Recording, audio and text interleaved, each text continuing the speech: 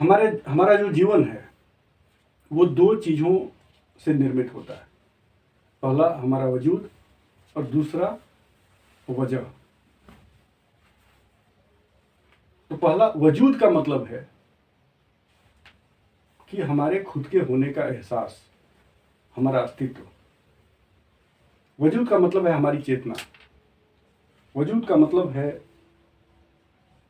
हमारे विचार, हमारी सोच, हमारी गतिविधि।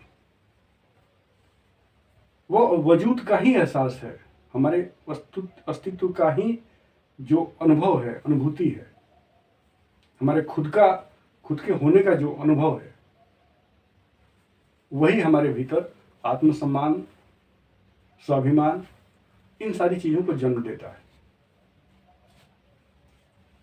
तो सबसे पहले जीवन में जरूरी है कि हम अपने वजूद के प्रति, अपने स्वयं के प्रति जागरूक हो। ये सबसे ज्यादा जरूरी है। जो व्यक्ति अपने खुद के प्रति जागरूक है, जागा हुआ है, तो उसकी आत्मा भी जगी हुई है, और जिसकी आत्मा जगी हुई है उसका आत्मसम्मान भी जागा हुआ है, उसका स्वाभिमान भी जागा हुआ है। जिसकी आत्मा जगी हुई है उसका आत्मसम्मान जगा हुआ है, उसका स्वाभिमान जगा हुआ है, और जिसका आत्मसम्मान जागा हुआ है, स्वाभिमान जागा हुआ है, वैसा व्यक्ति कभी किसी का गुलाम नहीं हो सकता। वो हमेशा मालिक होता है, ये ध्यान रखना। वो हमेशा मालिक होता है।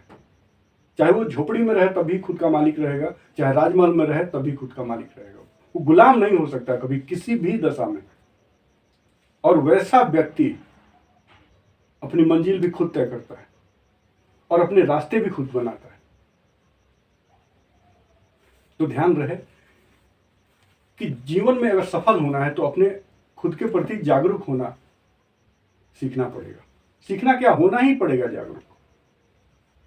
जो जितना अपने प्रति जागरूक रहेगा वो उतना सफल व्यक्ति में गिना जाएगा, सफल होगा ही। और दूसरी बात है वजह।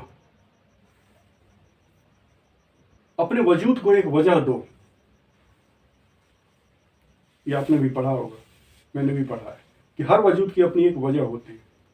तो जीवन में वजूद के बाद जो सबसे ज्यादा जरूरी चीज है वो है वजह। वजह के बिना वजूद का कोई महत्व नहीं है, कोई वैल्यू नहीं। तो देखो, जानो, आत्ममंथन करो, जरा अकेले में खुद पर विचार करो कि वो क्या वजह हो सकती है जिससे तुम्हारा जीवन सार्थक हो सकता है। अपने जीवन को सार्थक करने के लिए उस वजह को ढूंढो। तो जिस दिन और जब भी ईमानदारी से आत्ममंथन करोगे, जिस दिन ईमानदारी से आत्ममंथन करोगे, उस दिन तुम पाओगे कि तुम्हारे वजूद की भी एक वजह है।